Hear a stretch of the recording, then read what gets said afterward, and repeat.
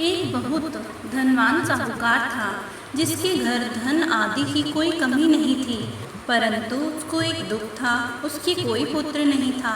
वह इसी चिंता में रात दिन दुखी रहता और पुत्र की कामना के लिए प्रत्येक सोमवार को शिव जी का व्रत और पूजन किया करता था। सायंकाल शिव मंदिर में जाकर शिव जी के आगे दीपक जलाया करता। उसके भक्ति भाव को देखकर एक समय श्री पार्वती जी ने शिव जी महाराज से कहा कि महाराज, यह साहूकार आपका अनन्य भक्त है और सदैव आपका व्रत और पूजन बड़ी श्रद्धा से करता है। इसकी मनोकामना पूर्ण करनी चाहिए। शिव जी ने कहा कि पार्वती जी, यह संसार कर्म क्षेत्र है। किसान खेत में जैसा बीज बोता है वैसा ही फल काटता है। उसी तरह इस संसार में लोग जैसा करते हैं वैसा फल भोगते हैं। पार्वती जी ने अत्यंत आग्रह से कहा कि महाराज, जब यह आपका ऐसा भक्त है और यदि इसको किसी प्रकार का कोई दुख है तो उसको दूर करना चाहिए, क्योंकि आप सदैव अपने भक्तों पर दयालु हैं, उनके दुखों को दूर करते हैं। यदि आप ऐसा ना करेंगे तो मनुष्य क्या आपकी सेवा और व्रत करेंगे? पार्वती जी का ऐसा आग्रह देखकर शिव जी महाराज कहने लगे, हे पार्वती, इसके कोई पुत्र नहीं है। इसी चिंता में यह अति दुखी रहता है। इसके भाग्य में पुत्र न होने पर भी मैं इसको पुत्र की प्राप्ति का वर देता हूँ, परंतु वह केवल 12 वर्ष तक जीवित रहेगा। इसके पश्चात वह मृत्यु को प्राप्त हो जाएगा। इससे अधिक मैं और कुछ इसके लिए नहीं कर सकता। यह सब बातें साहूकार सुन रहा था। इससे उसको न कुछ प्रसन्नता हुई न ही कुछ कष्ट हुआ। वह पहले जैसे ही शिव जी महाराज का व्रत और पूजन करता रहा। कुछ काल व्यतीत हो जाने पर साहूकार की स्त्री गर्भवती हुई और 10वें महीने में उसके गर्भ से अति सुंदर पुत्र की प्राप्ति हुई। साहूकार के घर में बहुत खुशी मनाई गई, परंतु साहूकार ने उसकी केवल 12 वर्ष की आयु जान कोई अधिक प्रसन्नता प्रकट नहीं की और न ही किसी को यह भेद बताया।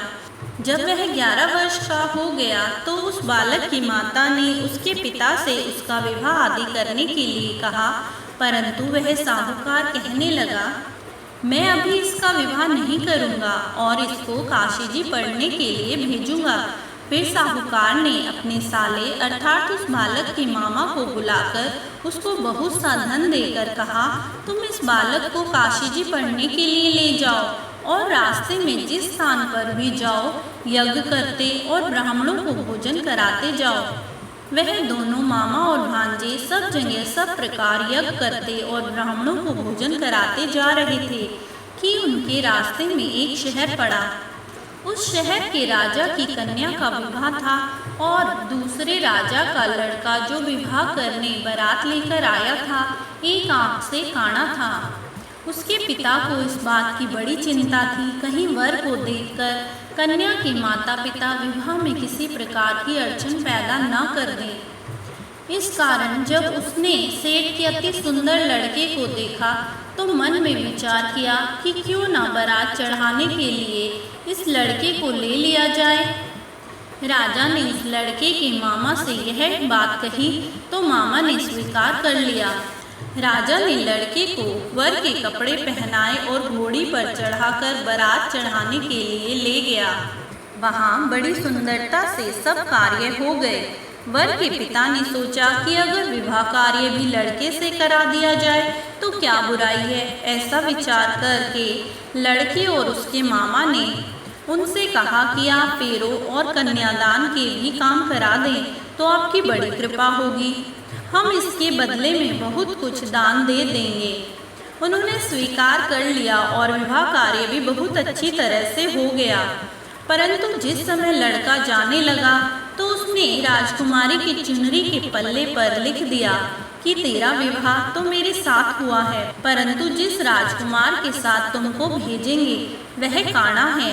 मैं तो काशी जी पढ़ने जा रहा हूँ। जब उस राजकुमारी ने अपनी चुनरी पर ऐसा लिखा हुआ पाया तो उसने राजकुमार के साथ जाने से मना कर दिया और कहा, यह मेरा पति नहीं है, मेरा विवाह इसके साथ नहीं हुआ, वह तो काशी जी पढ़ने गया है। राजकुमारी के माता पिता ने अपनी कन्या को विदा नहीं किया और बारात वापस चली गई। उधर वह सेठ का लड़का और उसका मामा काशी जी पहुंच गए। वहां जाकर उन्होंने यज्ञ करना शुरू कर दिया। जब लड़की की आयु 12 साल की हो गई तब एक दिन उन्होंने यज्ञ रचा रखा था। लड़के ने अपने मामा जी से कहा, मामा जी आज मेरी तबीयत ठीक नहीं है। मामा ने कहा, अंदर जाकर सो जाओ। लड़का अंदर जाकर सो गया और थोड़ी देर में उसके प्राण निकल गए। जब उसके मामा ने आकर देखा कि वह तो मुर्दा पड़ा है तो उसको बड़ा दुख हुआ और उसने सोचा कि मैं अभी रोना पीटना मचा दूंगा तो यज्ञ का कार्य अधूरा रह जाएगा। अतः उसने जल्दी से यज्ञ का कार्य समाप्त कर ब्राह्मणों के जाने के बाद रोना पीटना आरंभ कर दिया। संयोगवश उसी समय शिवजी महाराज और पार्वती जी उधर से जा रहे थे।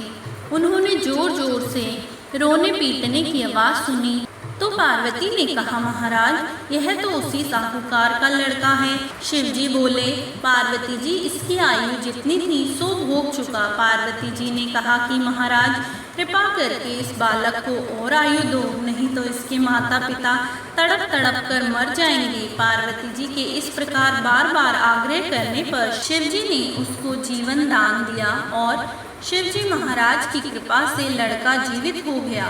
शिव पार्वती जी कैलाश चले गए। इधर लड़का और मामा उसी प्रकार यज्ञ करते हुए अपने घर की ओर चल पड़े। रास्ते में उसी शहर में आए जहाँ विवाह हुआ था। वहाँ पर आकर उन्होंने यज्ञ आरंभ कर दिया तो लड़के के ससुर ने पहचान लिया और अपने महल में ले जाकर बड़ी खातिर की। साथ ही बहुत से दास दासियों के सहित आदर पूर्वक लड़की और जमाई को विदा किया। जब वह अपने शहर के निकट आए तो मामा ने कहा कि पहले मैं तुम्हारे घर जाकर सबको खबर कर आता हूँ। उस समय लड़के के माता पिता अपने घर की छत पर बैठे हुए थे और उन्होंने यह प्रण कर रखा था कि यदि हमारा पुत्र सकुशल घर पर आ गया तो राजी खुशी नीचे उतर आएंगे, नहीं तो छत से गिरकर अपने प्राण खो देंगे।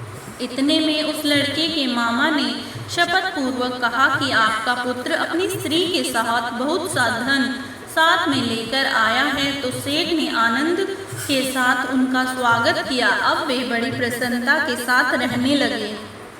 इस प्रकार जो कोई भी सोमवार के व्रत को धारण करता है अथवा इस कथा को पढ़ता और सुनता है उसके सभी दुख दूर होकर उसकी समस्त मनोकामनाएं पूर्ण होती है। ओम नमः शिवाय। ओम गौरी